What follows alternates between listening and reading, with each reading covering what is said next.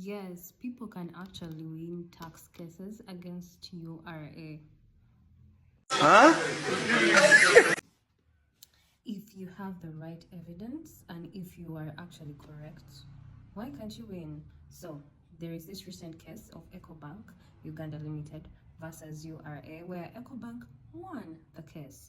So EcoBank was given an assessment of stamp duty by URA, yeah, and they filed an objection at first, but then their objection was denied.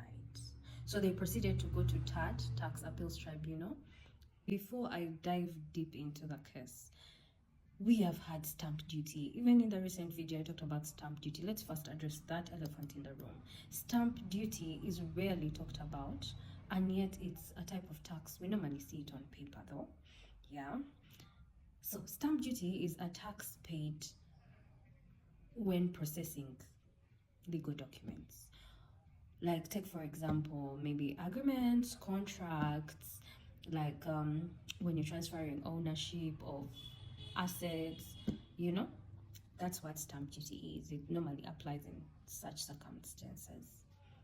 So now that we have addressed that elephant in the room called stamp duty, let us continue with our case. So yes, so they send, URA sends EcoBank Uganda Limited an assessment of 187 million of stamp duty. So here's the thing. EcoBank gave a loan to a certain company called Mwesekana Enterprises, and in the loan argument, they stated that the borrower is the one supposed to pay the stamp duty.